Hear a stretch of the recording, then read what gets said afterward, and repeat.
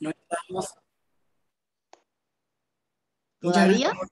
No, que pensé, ahora ya me advirtieron que ya se está grabando. Sí, lo puse a grabar para que esa actividad tanto la pueda tener usted como los talleristas. No, claro que sí. Lo que sucede es que pensaba que iba a dar una introducción informal, pero ya, Sí, ya estamos déjeme, grabando. no, tranquilo, Okay. déjeme ponerle una pausa. Es solo que, bien, estamos grabando. Entonces, em, tenemos con nosotros a Luis Alejandro Polanco, quien es escritor dominicano, radicado en Puerto Rico desde 1992.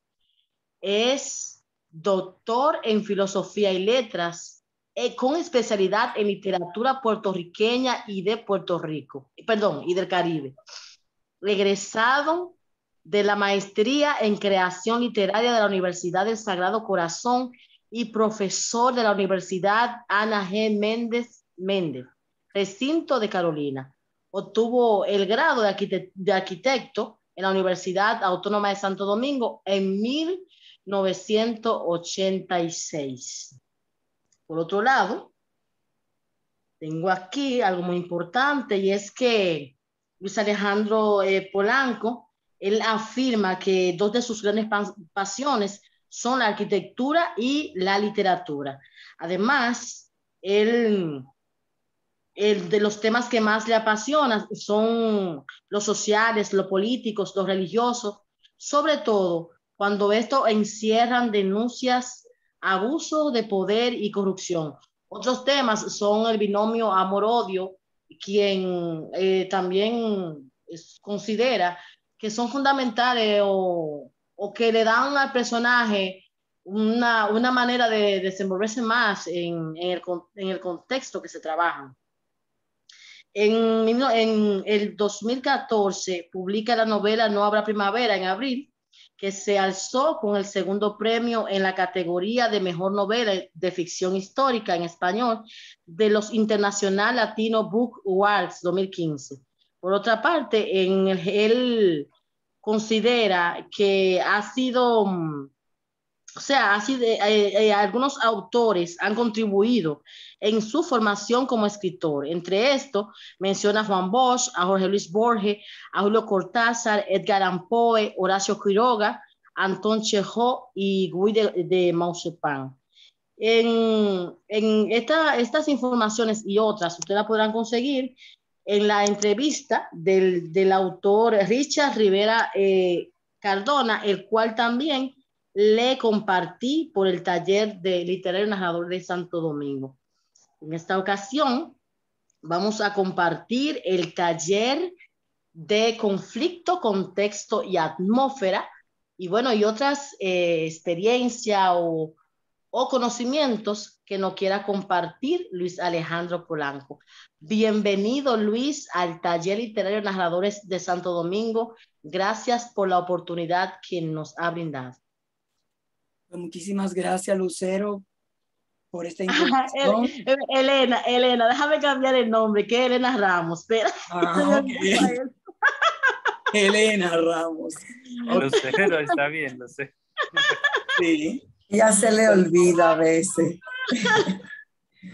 Elena, pues muy bien, muchísimas gracias por la introducción. Muy contento de estar con los integrantes del taller de narradores Santo Domingo. Para mí, estos jóvenes y no tan jóvenes ya, porque desde 2014, cuando los conocí, ya ha transcurrido algunos años y yo estoy más calvo.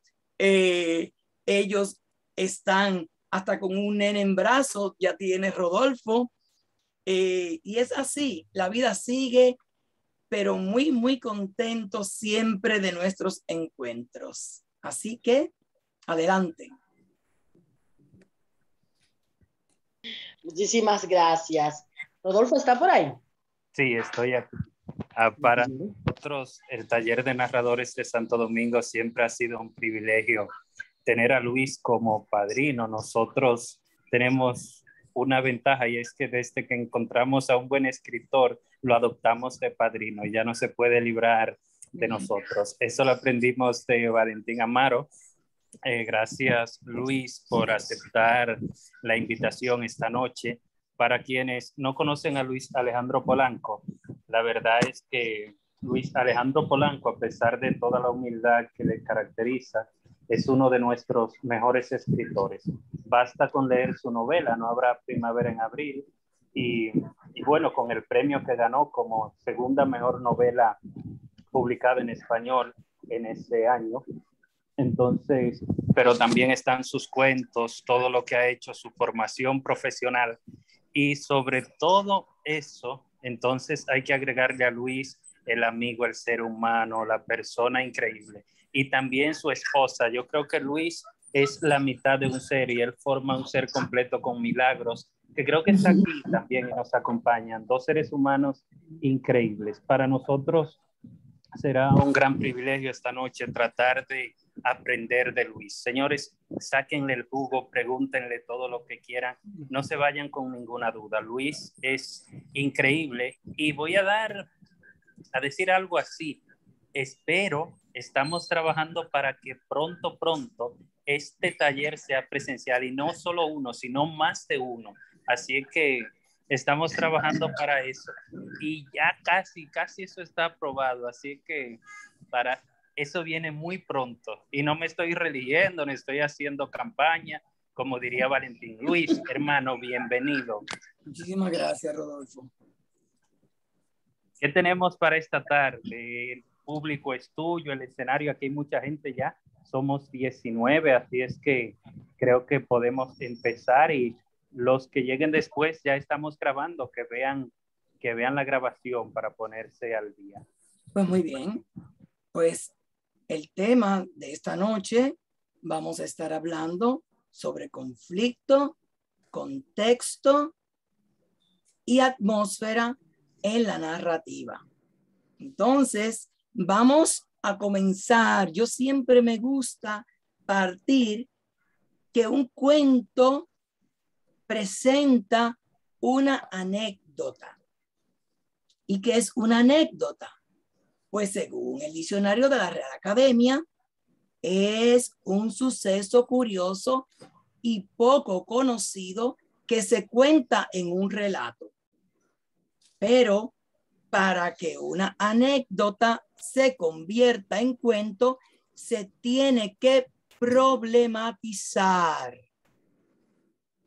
Entonces de ahí es que tenemos y surge el conflicto, que es un problema o una crisis que el personaje atraviesa en un relato. El conflicto es todo aquello que impide o dificulta al protagonista poder lograr el objetivo. Es lo que le separa de ese deseo o meta que está buscando. Tenemos que establecer ese conflicto narrativo al momento de concebir un cuento o novela. Es fundamental para el desarrollo de la acción, pues actúa como un motor de la historia. En narrativa, la clave es el conflicto. Una historia con un conflicto excelente atrapará al lector. Quiero compartir en este momento una cita de John D. Fitzgerald que habla al respecto del conflicto. Usted exagere y mienta sobre los conflictos hasta volverlos más interesantes que la vida real. Recuerde siempre que cuanto más mienta y exagere, más interesante se volverá su relato. Cuanto más interesante sea el conflicto, mejor será el relato. Yo lo único que puedo apuntar de esta cita es que, claro, podemos exagerar para tratar de lograr algo único, pero recuerden también una de las características vitales del cuento es la verosimilitud. Entonces, pues tenemos que tener mucho cuidado con esto. El conflicto abarca todo el relato, pero se puede hacer explícito en un momento u otro a través de las acciones. Y yo les digo a ustedes, a mí se me acerca Rodolfo Báez por señalar a alguien aquí y me dice, Luis, yo quiero que tú escribas una novela mía. O sea, mira, yo vengo de Rancho Arriba y fui un niño muy bueno, siempre tuve notas excelentes, iba a la iglesia, era buen vecino y sigue dándome todas sus virtudes y atribuciones. Bravo por él. Todo es felicidad. ¿Dónde está el conflicto? No se puede hacer una novela de esa índole, porque el lector va a abandonar la lectura. De hecho, cuando ustedes ven en las telenovelas que desde el primer capítulo se presenta el conflicto y el conflicto permanece los 3 meses, los 6, el año, los 3 años que dure. La felicidad es efímera, duran solamente un par de minutos y vuelve con una situación que va a bloquear que los protagonistas se puedan unir. Y al final, el último día es el de la reconciliación y el perdón. Pues por lo tanto, nosotros tenemos que tener bien claro que esta problematización se tiene que dar en el cuento. No hay cuento feliz, hay un final feliz. Entonces, si yo, por ejemplo,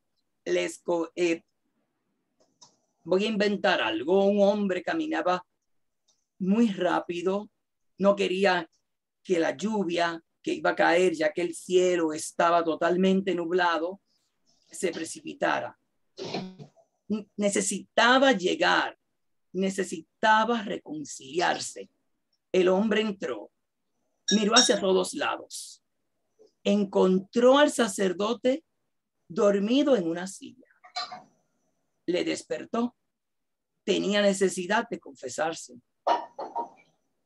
El sacerdote le miró con indiferencia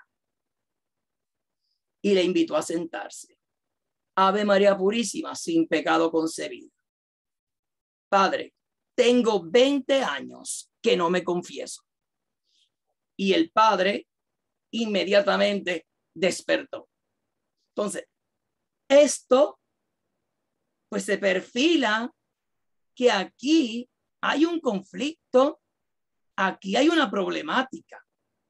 Entonces, dependiendo de cómo voy a reaccionar, voy a acomodar los incidentes de esa confesión, entonces puede que haya una tremenda obra, pero tiene que captar la atención del lector desde las primeras líneas. Para diseñar el conflicto narrativo hay que tener en cuenta que para que exista un conflicto debe haber un par de fuerzas contrarias, 2 fuerzas que se oponen y crean la tensión de la historia. Han de existir 2 fuerzas enfrentadas, deseo y prohibición, bien y mal. En el caso de un cuento, una novela, las fuerzas opuestas serían la problemática que se presenta y el objetivo a alcanzar. Se necesita de un buen conflicto para que impida que el protagonista logre su deseo, y este deseo debe de aparecer cuanto antes mejor. El conflicto es lo que diferencia una historia de un listado de sucesos, de una serie de hechos que experimenta o experiencia que vive el protagonista, pero que no llevan a ningún lado. Un conflicto tiene que tener suficiente fuerza como para hacer variar el rumbo de la vida del protagonista. Si el conflicto no es solo material, sino que implica algo emocional, tendrá mucho más poder de atracción. Es decir, debemos de trabajar no solamente las situaciones materiales que puede para que surja un conflicto, las emociones, internalizar esos problemas de el personaje puede llevar a una gran obra, como hemos visto muchísimas obras dominicanas y de la narrativa universal. Podríamos decir que existen dos tipos de conflicto en la narrativa: los internos, que dependen únicamente del protagonista, y los externos, que no dependen de él, sino que están en su entorno.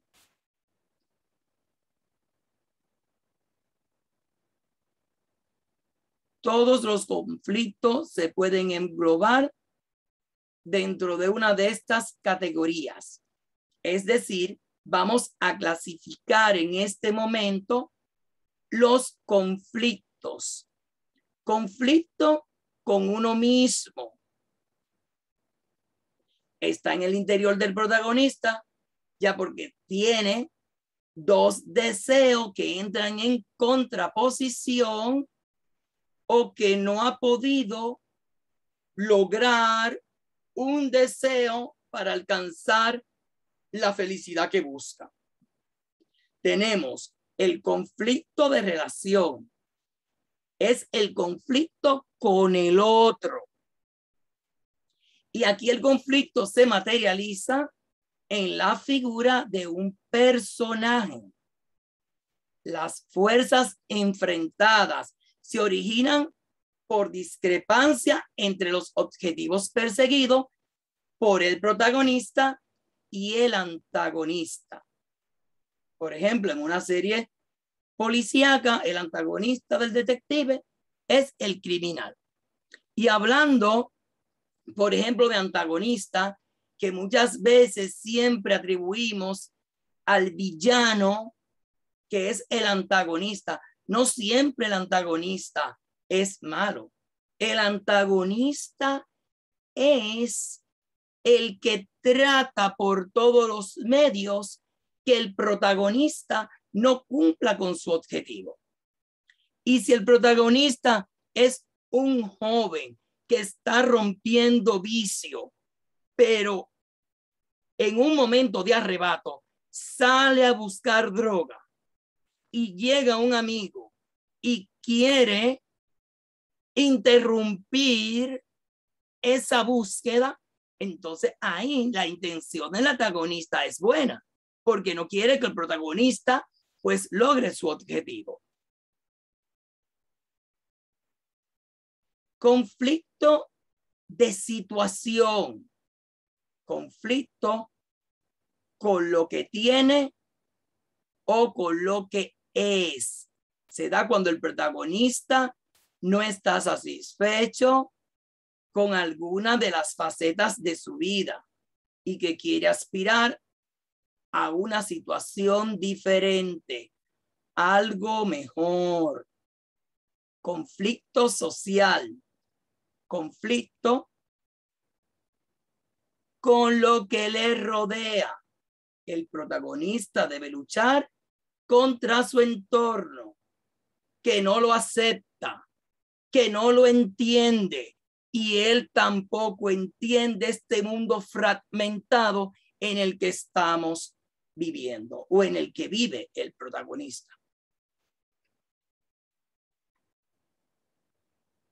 El conflicto en un cuento, por lo general, solamente existe un conflicto, porque en él solo se desarrolla un tema. Si hay varios conflictos, forman parte de un todo. Entonces, esto es importante porque muchas veces se nos dice, no, es que el cuento solamente puede tener un solo conflicto. Y ya saben, si tienen varios conflictos, pero todos al final van a estar entrelazados en un todo, usted lo puede proponer, pero hay que saberlo trabajar.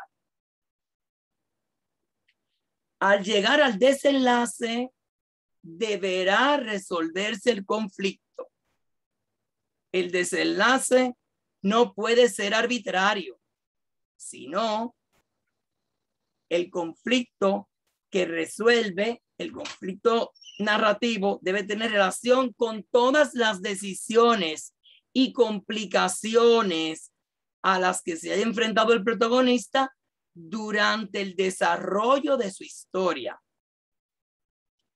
No dejes que el destino de los personajes dependa del azar, pues eso de resolver algo al final sin tener sentido, sin irse perfilando desde el inicio, porque recuerden que el principio de un cuento está íntimamente ligado al final.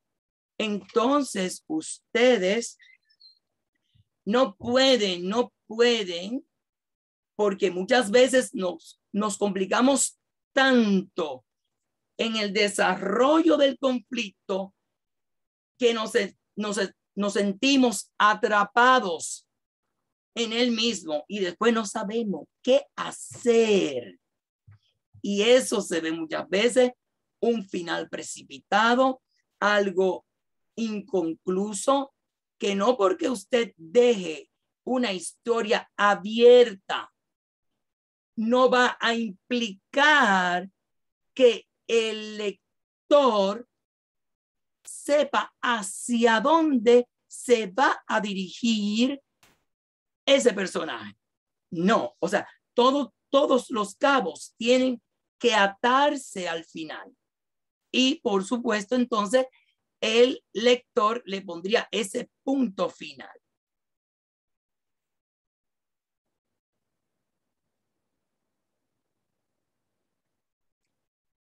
En el desenlace de la historia, si se resuelve el conflicto de forma satisfactoria, quiere decir que el protagonista habrá cumplido con su meta, ha obtenido lo que quería.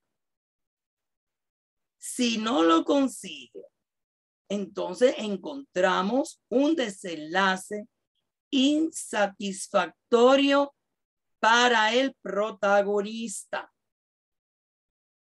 Pero también puede existir que el protagonista desista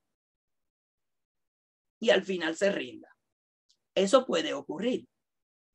Entonces, pues, pero usted tiene que demostrar ese hecho. ¿Por qué? ¿Qué lo llevó a desistir? ¿Qué pasó en el transcurso? Por último, para cerrar esta primera parte del conflicto, voy a citar una cita de Luis López Nieves que indica: los autores siempre buscan retos. La regla del conflicto está escrita en piedra y es irrompible. Pero en el caso de los buenos escritores que saben lo que hacen, hay cuentos que pueden dar la impresión de no tener conflicto, pero no es cierto. Son conflictos muy sutiles, pero existen. Entonces, no sé si en este momento, Elena, Rodolfo, vamos a hacer una pausa y vamos a interactuar. No sé cómo quieren hacerlo, porque que son 3 temas. Dime. Lo que me gustaría, por favor, mencionaste varios tipos de conflictos. ¿Pudieras resumirnos y decirnos cuáles son en total para la gente que está aquí, que cuando vayan a trabajar su cuento piensen, bueno, voy a trabajar un cuento, ahora quiero ponerle, tengo la anécdota, como dijo Luis al inicio, pero ahora no sé qué conflicto voy a trabajar, y a partir de esa lista que hagamos con esto tuyo, podamos elegir un conflicto para nuestras historias? Por favor, me gustaría que nos enumere y nos la resuma, si es posible. Conflicto con uno mismo. Ese es el primero. Y ese es la problemática que se le presenta en el interior. Prácticamente es una situación psicológica de la que estamos hablando cuando tenemos estos tipos de conflicto. Conflicto de relación. Aquí aplica el conflicto con el otro, porque se va a materializar en la figura de un personaje, es decir, puede ser un conflicto en una relación de pareja entre un hombre y una mujer. Entonces ahí se da ese conflicto con el otro. Ahí se presenta el protagonista y el antagonista. Conflicto de situación. Conflicto con lo que tiene o lo que es. Ahí es una situación que tienes, porque se va a estar trabajando aquí con este protagonista que no está satisfecho con alguna de sus facetas de la vida y quiere aspirar a una situación diferente. Y entonces está el conflicto social, que es el conflicto con lo que le rodea. Ahí van a entrar incluso estos cuentos urbanos, cuentos de diferente índole. Puede ser rural, pero es con este entorno tuyo, con esta lucha que te ofrece o que te acarrea el entorno donde estás, donde se sitúa el cuento.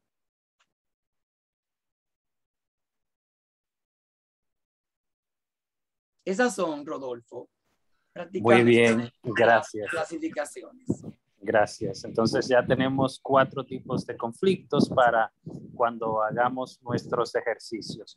No sé, tú dijiste que tenías 3 temas.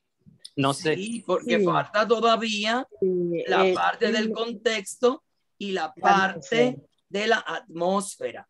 Sí, entonces, pues, pero no quisiera, ¿verdad?, pasar por alto. Mira, ahora como tú quisiste que nuevamente recalcáramos sobre esta clasificación, pero de todos modos, si alguien quiere aportar, si alguien tiene una inquietud, pues sería el momento para entonces pasar a la próxima parte. Vamos a ver. Sí, hable, por favor. Yo quiero comentar algo, y es que a veces nosotros analizamos cuentos donde no le encontramos el conflicto, pero veo que Luis ahora dice que todo cuento tiene su conflicto, aunque tengamos que, aunque sea mínimo y tengamos que escudriñarlo bastante para poder encontrarlo. A veces nos suceden esas situaciones y discutimos que si tiene, que si no tiene conflicto, pero esos cuentos a veces son cuentos que inclusive han ganado premios y que tienen mucha aceptación, y a veces para nosotros se nos hace difícil encontrar ese conflicto, pero ya quedó, por lo menos yo quedé un poco clara con relación a eso de que sí, aunque sea mínimo, aunque sea muy interno, pero sí tiene conflictos y es un cuento. Claro que sí. Luis, hay una pregunta de Rosagna. Rosagna quiere hacer una pregunta. Adelante. Ajá, sí, exacto. Tiene una mano levantada, Rosagna. Sí, lo escribí por el chat. Le escribí, se puede tener un conflicto en donde al final sea el lector que le busque el desenlace, como si fuera un final abierto. Bueno, sí, porque para eso están los finales abiertos. El final abierto es cuando el lector le pone punto final a la historia, pero se tiene que inducir. O sea, tú no puedes dejar al lector totalmente perdido. Es que tú sabes. Ejemplo, la obra puede terminar.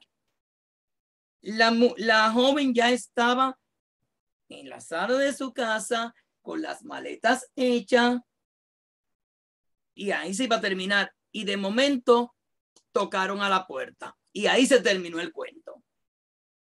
Pero es que ya el lector tiene que saber quién está tocando la puerta, porque es la causa de que ella va a abandonar el país o se va a ir al campo. Precisamente es eso que ella estaba esperando. Y lo podemos hacer un poco más complicado y hacer algo ambiguo. Recuérdense, el escritor tiene libertad de realizar su obra como quiera. Fíjense, me parece, Navidad sin ambiente de Miguel Delibes. ¿Qué nos dicen a nosotros? Que un cuento debe de tener pocos personajes. Tiene como 14 personajes ese cuento. Porque lo importante es tú conocer las reglas. Pero como si tú quieres deconstruir, lo puedes hacer. Tú tienes licencia poética. Lo importante es que te salga bien. Saramago tiene un cuento, El barco, no recuerdo en este momento, pero ¿qué se dice? Que en primera persona tú no puedes entrar en los pensamientos. Una persona narrando en primera no puede entrar en los pensamientos del otro personaje, de un personaje. Y ahí dice pensó y está pensando y dice el pensamiento de la mujer, narrándose en primera persona. Él lo determinó así. Pues por lo tanto, él tiene que asumir la responsabilidad. Entonces, hablando de ese final ambiguo, puede que tocara la puerta una u otra persona. Pues el lector, según su lectura, determinará quién fue que tocó la puerta. Elena tiene la mano levantada. Sí, quería retomar una obra de Miguel Delibes que se llama El Camino. Y ahí usted hablaba de los tantos conflictos que presenta una obra, que si es un conjunto de conflictos, ¿verdad? Y se unen, entonces se puede dar resolución a eso, pero si no lo es, entonces hay que verlo, visualizarlo como una obra más grande, como una novela. El hecho es que en Miguel Delibes, el personaje Miguel Mochuelo, hay un conflicto y el hecho es que cuando llegue a los 11 años de edad, él va a tener que marcharse de la aldea para poder conseguir un futuro. Entonces, a Miguel al Mochuelo le molesta saber el hecho de que tiene que partir, pero se está contando la infancia de ese niño y la idea es que en base a eso, alrededor de él, se narran una serie de conflictos maravillosos, o sea, de uno parte muchísimos. Entonces, lo interesante que es ramificarlo y bueno, y entenderlo. Pero el punto al final tú no sabes si el muchachito se fue a buscar progreso o no. Sencillamente te dice que él a sus 11 años va a partir hacia su futuro, hacia una escuela en la ciudad. Pero uno no sabe si lo hizo, entonces se queda abierto. Yo deduzco que sí, porque tanto contar como para no mandar el muchachito al futuro, como que el cuento se quedaría trunco. Esa era mi participación. Gracias por la oportunidad. Bien. Pues vamos a continuar, ¿verdad? Con la Una parte. ¿Perdón? una pregunta. Vamos. Yo, por esa misma razón de conflicto, estuve estudiando, hay un libro de Cortázar que se llama Octaedro, a mí que me parece interesante, y es un libro fascinante, y es un libro en el que los conflictos son tan sutiles que a veces uno ni siquiera se da cuenta de esos conflictos. Pero particularmente hay un cuento que me llama la atención que se llama Apocalipsis en Solentiname.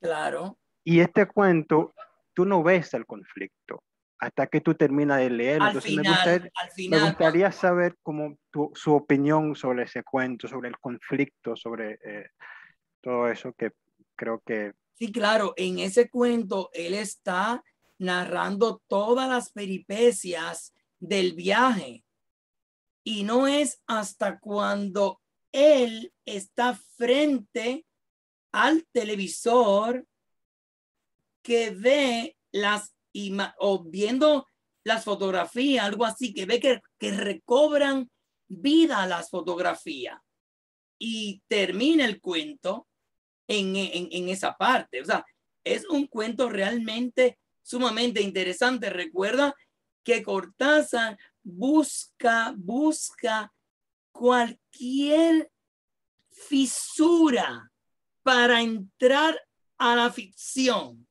Entonces, ese cuento se convierte al final, porque todo viene realizándose de una manera muy realista, hasta el final, que se convierte en un cuento fantástico.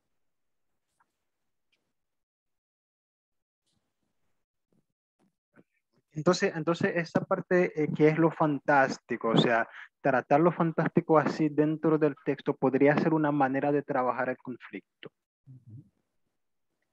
Si tú lo llevas a ese final. Recuerda, ustedes tienen que establecer el conflicto desde el principio. Yo presumo, ¿verdad? Es así porque estamos hablando de uno de los genios de la narrativa, de la cuentística universal, que él cuando planteó su bosquejo, él sabía hacia dónde iba.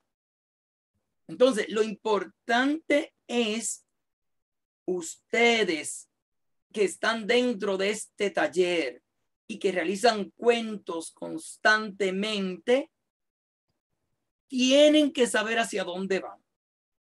Un cuento es una técnica muy precisa. Entonces, no es como la novela, que la novela te permite jugar con las descripciones, jugar con todo. En una novela pueden interactuar diferentes disciplinas, porque es que por el volumen que vamos a obtener, podemos hacer lo que querramos.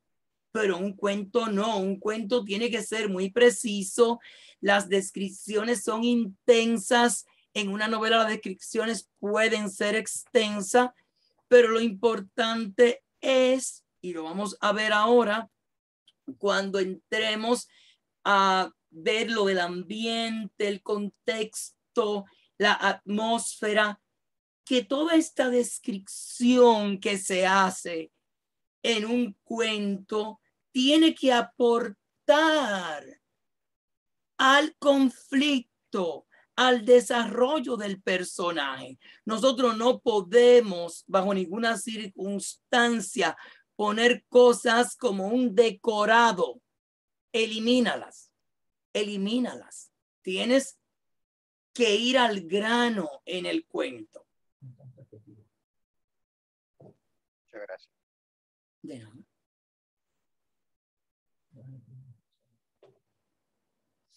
Ok. Muchísimas gracias. Continuamos Yo entonces. creo que no hay más mano levantada. Podemos continuar Ok. si le parece bien. Pues muy bien. Vamos, sé que el tiempo apremia, pues por lo tanto, en cuanto al contexto y la atmósfera, fíjense que se pueden trabajar de la mano. ¿Por qué? Porque la descripción, el ambiente donde hay un contexto y la atmósfera, todo eso va al unísono. Pues entonces, en cuanto a las descripciones, hay que tratar de mostrar al lector como si estuviera viendo sus palabras, que es nuestra herramienta para desarrollar un texto. Las palabras tenemos que convertirlas en imágenes. Ese es nuestro gran reto. En cinematografía, las imágenes se dan sucesivamente, pero nosotros tenemos que crearlas a través de palabras para que el lector la pueda recrear. Entonces, importantísimo, las descripciones. ¿Por qué? Porque en ella nosotros vamos a introducir un ambiente determinado, un ambiente que se desarrolla también en un contexto de lugar y tiempo. Es decir, que nosotros, si vamos a establecer un cuento o una novela, vamos a decir histórica, tendríamos que conocer el contexto de situación que se dio en ese tiempo. Entonces, por eso es que nosotros escuchamos decir que hay novelas ambientadas en la época de Trujillo. Si usted va a coger ese contexto de la época de Trujillo, tiene que investigar, no puede inventarse como un cuento que es atemporal, pues ahí ya es propio de su imaginación. Usted va a ponerlo en el lugar y espacio que usted determine, pero trabajar en un contexto específico le lleva a una investigación. ¿Por qué? Porque dentro de ese ambiente usted tiene que conocer cómo se comportaba la ciudadanía en esa época, cómo vestía, cuáles eran las problemáticas políticas, religiosas, sociales de la época. Para usted entonces poner un personaje ficticio o histórico dentro de ella. Y si es histórico y usted va a caracterizar ese personaje en ese entorno, pues hay que leer biografía de ese personaje para poder plasmarlo de una manera fidedigna. Claro está que con la licencia poética que tienes, posiblemente le vas a dar ese carácter también del autor y todo. Entonces, en un contexto va la ideología de la época, todo eso tiene que verse reflejado Entonces, nosotros tenemos la atmósfera, que como les dije, va de la mano con esta situación de descripción, ambiente, contexto. ¿Por qué? Porque lo que tú quieres es que esa realidad que está viviendo el personaje, una realidad de tortura, de miseria, pueda ser captada, pueda ser vivida por el lector.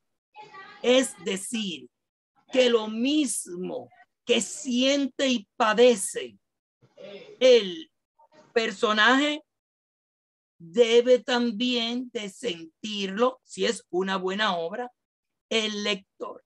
Yo le voy a hablar un segundito de este libro. Aquí lo tengo, porque en cuanto a la creación de atmósfera, quería mostrarle es Elena sabe, de Claudia Piñeiro. Este libro trata de una octogenaria con muchísimas complicaciones de salud, que su hija se suicida en el campanario de una iglesia. ¿Y qué pasa? Ella no puede creer que su hija se ahorcó en el campanario. Ella no lo cree y cierran la investigación. Pero esta señora, con toda la problemática de salud, decide investigar, decide desplazarse en transportaciones públicas. Y esta señora, Claudia Piñeiro, lo hace de una forma tan magistral que todas las vicisitudes que pasa la señora Elena, el lector lo siente a tal punto, porque es asfixiante la atmósfera. Quiere decir que tenemos una atmósfera de angustia y se la transmite. Esta escritora se la transmite al lector, al punto que esta obra la comenzó a leer Milagros, mi esposa, Milagros González, y ella no pudo continuar leyendo. Y Milagro es una lectora voraz y ella lo lee todo. Y ella dijo, no, es que no puedo terminarla. Por favor, me la pasó, dijo, léela para que me cuente el final, porque es que no, y sinceramente también, porque no es fácil una señora que no puede llegar a la estación de autobús para abordarlo, porque tiene que caminar 4 cuadras desde su casa, y cuando llega se le olvida que tenía que tomarse una pastilla y tiene que devolverse con toda la vicisitud que ha pasado para llegar a ese punto y saber que tiene que volver a su casa para volver a la parada de autobús, que luego el autobús partió, que tiene que esperar a que llegue el otro. Es agobiante. Pues entonces, en una atmósfera que vamos a transmitir. Mira lo que dice aquí Cortázar. Yo tengo aquí dice, es que la atmósfera es ese aura que pervive en el relato y poseerá al lector. Entonces, pues nosotros también tenemos que determinar el tipo de atmósfera según nuestro relato. Y tienen que ir de la mano, porque usted sabe que si puede ser una novela del terror, el terror es la atmósfera. Entonces ya todo lo lúgubre va a estar en esas descripciones, porque es lo que queremos transmitir. Miedo miedo al protagonista y que a su vez ese miedo lo pueda percibir el lector. Entonces, nosotros tenemos, como ya les dije, como escritores, que elegir el ambiente adecuado en un contexto determinado y establecer la atmósfera en la que voy a plasmar mi relato. Por ejemplo, yo le puedo decir un cuento que todos lo conocemos y que es un buen ejemplo sobre conocer la atmósfera de un cuento. Es La gallina degollada de Horacio Quiroga. Incluso, si queremos un ejemplo de miseria, de esa atmósfera de miseria, miren, La mujer de Juan Bosch, porque se refleja las vicisitudes y problemáticas de una familia campesina. Pero es que esa atmósfera Bosch la presenta desde la introducción, cuando describe detalladamente la carretera. La carretera está muerta, totalmente muerta, le dice Momia. Todo, la humaniza, los cactus, el cemento, que ya solamente quedan las varillas, etcétera, etcétera, etcétera.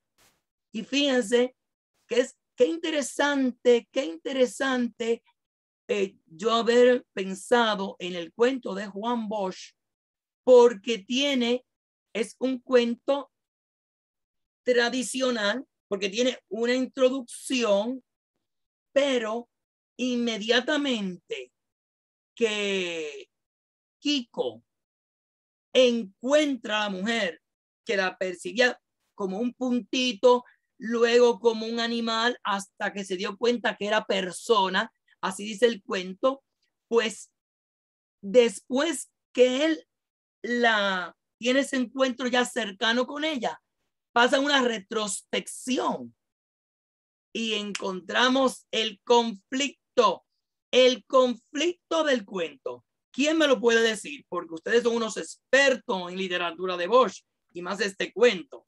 ¿Quién me puede decir cuál es el conflicto en la mujer? ¿Puedo decirlo yo? Claro, quien sea. Sí, eso está abierto.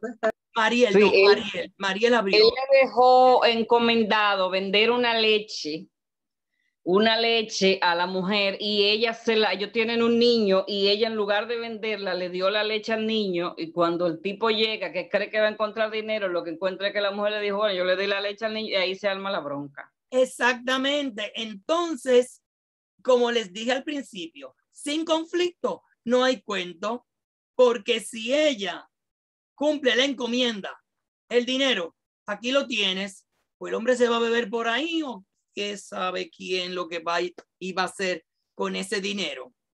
Y no hay cuento.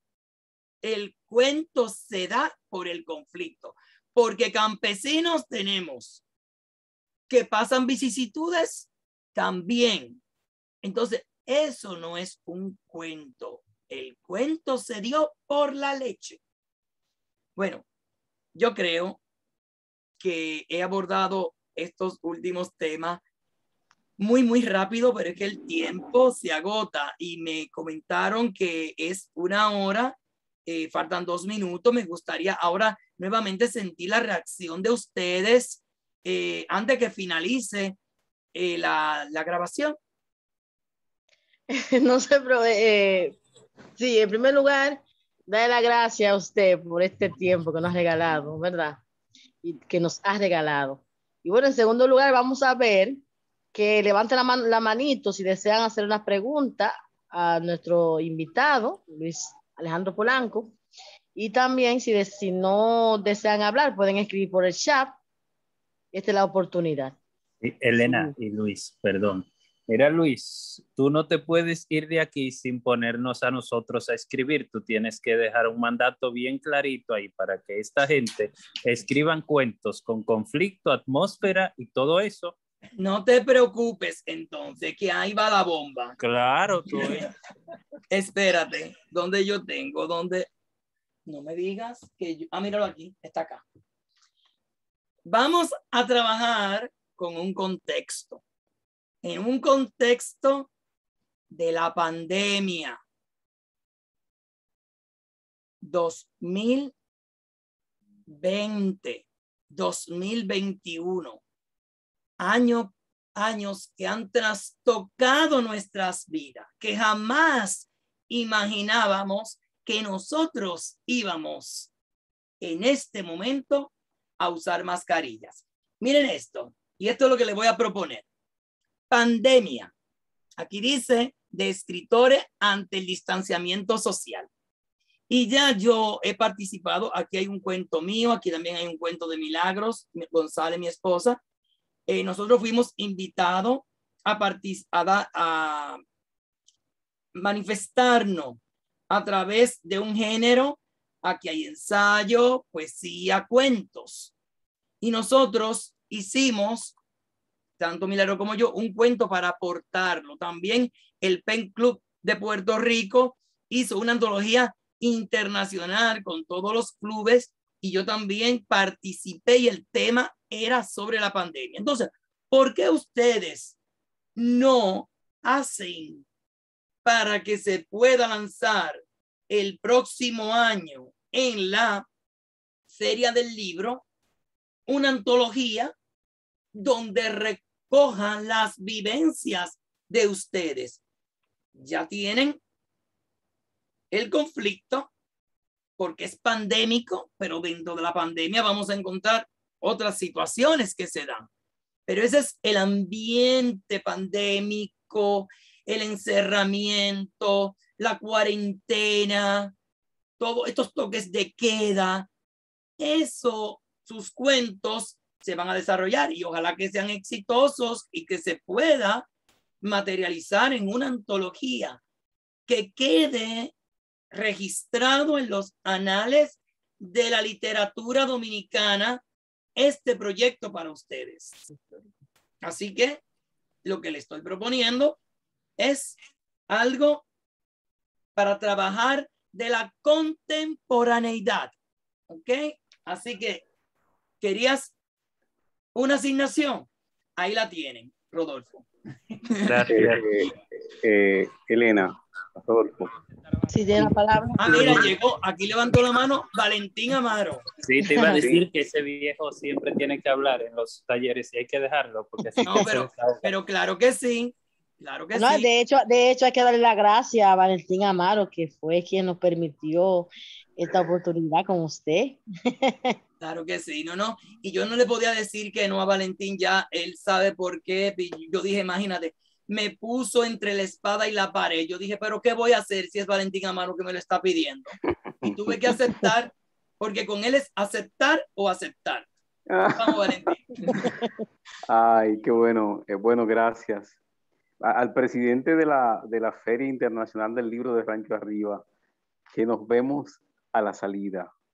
Él sabe quién es. Rodolfo, que me ha llamado viejito un par de veces, pero lo que no se da cuenta es que, bien, yo tengo el pelo blanco, pero él se está quedando sin cabello. Mira, Valentín, ¿y ese pelo blanco es producto de la pandemia? Algo. Tenía hasta barba, Luis. Me he estado reformando. No, porque los tintes se han ido, ¿oíste? Por eso que te lo digo. Bueno, lo mío es primero agradecerte, el que siempre esté dispuesto. Aquí en Narradores nosotros lo decimos de todo corazón, estando tú y no estando, de que eres uno de los padres de nuestro taller. Y bueno, después de todos esos talleres que hemos recibido contigo y conferencias, yo sé que en cada encuentro hemos mejorado mucho y asumido conciencia de este trabajo, que siempre resalto, no es un hobby, es un trabajo esto de escribir. Y ahí tenemos el ejemplo. Luis es arquitecto de profesión, pero es después de un tiempo es hasta doctor en estas lides. Tiene maestría y tiene doctorado en todas estas cuestiones y ejerce como educador. Así que muchas gracias. Y la pregunta mía, porque a mí me gustaría, Luis, como tú eres experto en consignas, pero un experto en consignas, entonces, que nos dé por lo menos la primera oración de ese cuento que nosotros tenemos que escribir. Y ojalá se animen a escribir, ¿sí? O sea, que esta consigna no tiene nada que ver con la pandemia. Vamos a decir así. Ustedes van a escribir un cuento. Puede ser que sí, que sea con la pandemia. Les voy a dar el mismo pie forzado ahí viene, que me dieron a mí el primer día de la maestría en creación literaria.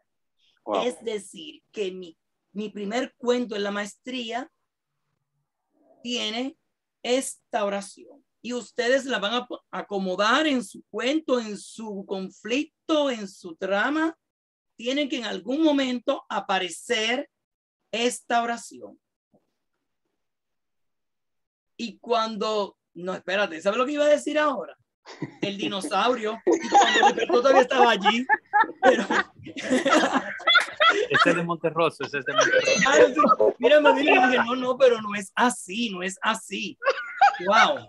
Yo sé que decía, y cuando, porque cuando despertó, estaba más bella.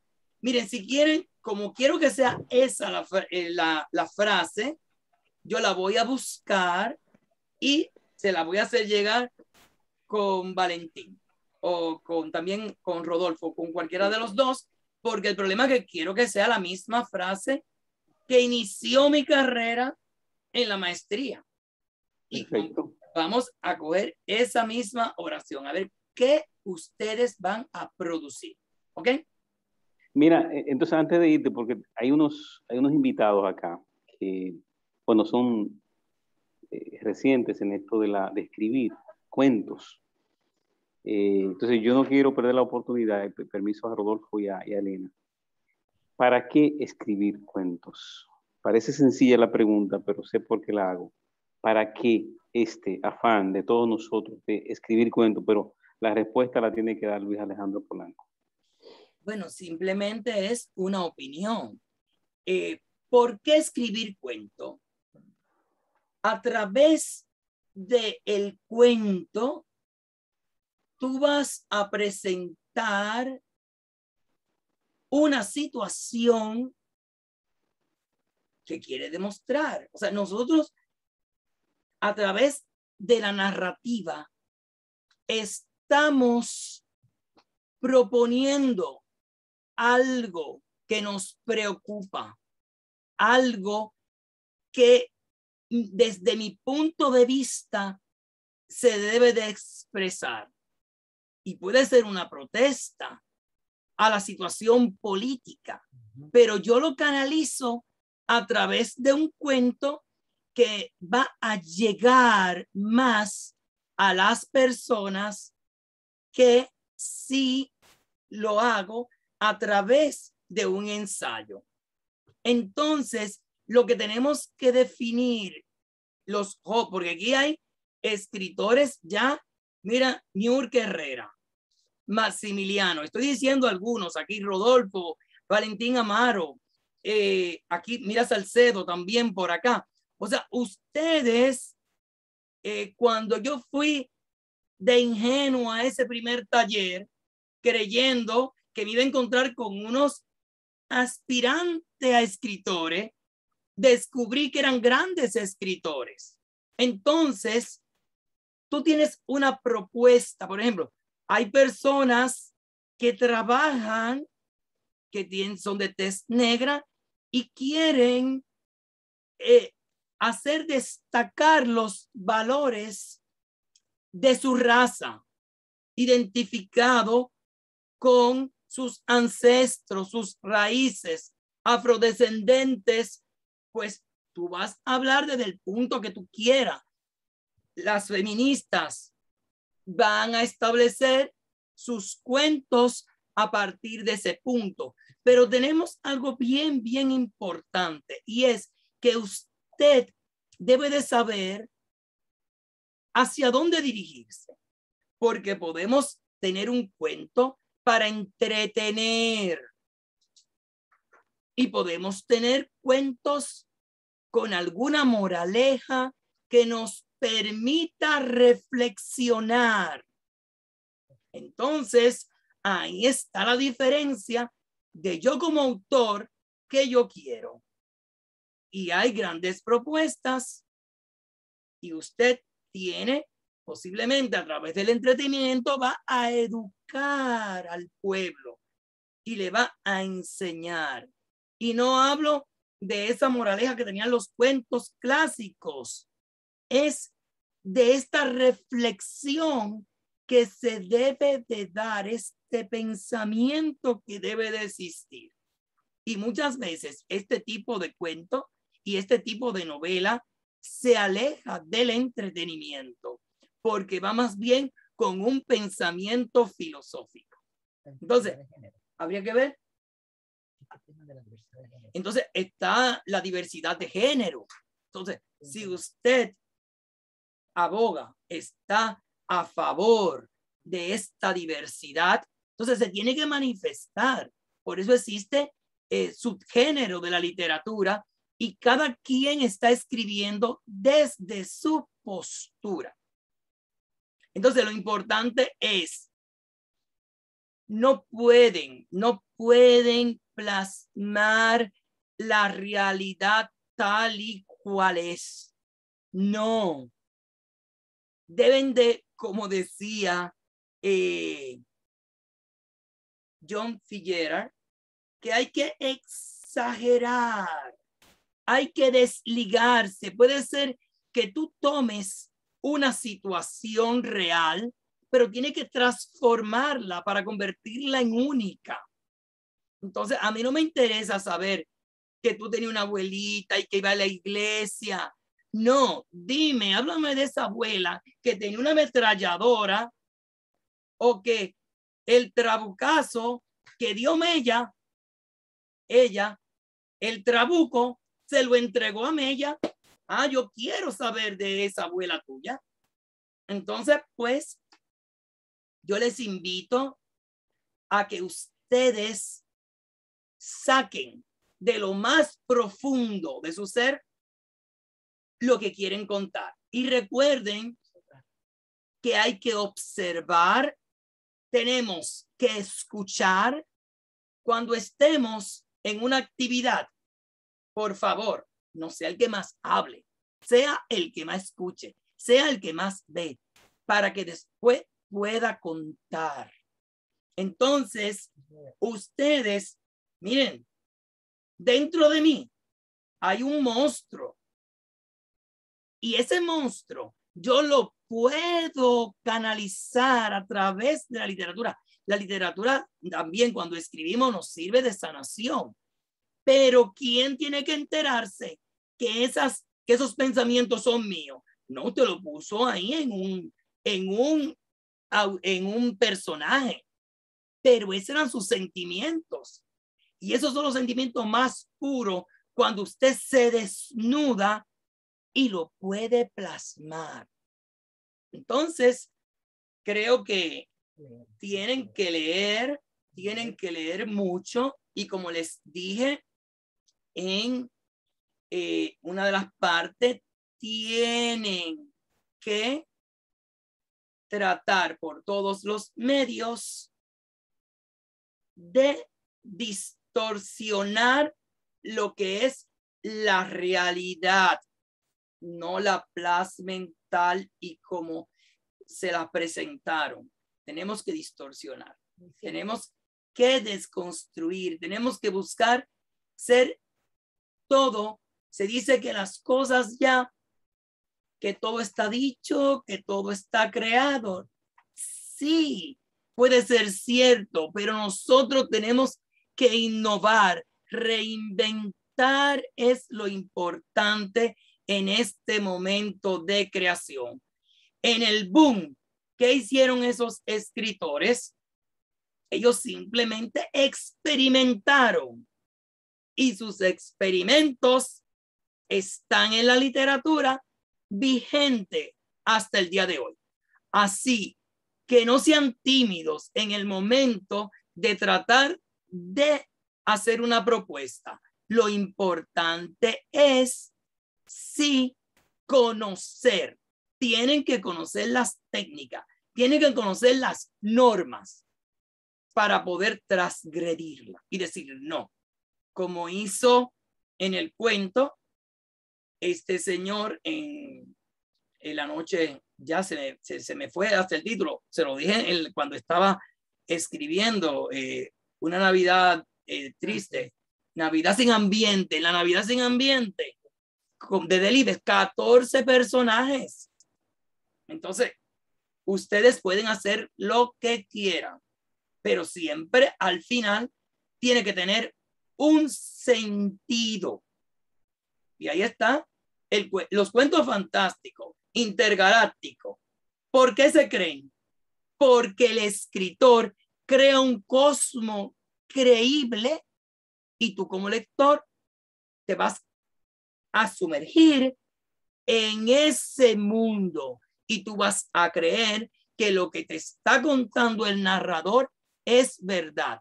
No puede cuestionar nada, porque entonces pierde la gracia y la fantasía del cuento. Dice Niurka, la realidad hay que transformarla para hacerla única. Mira qué bonito. Exactamente, que dice Niurka que la realidad hay que transformarla para hacerla única.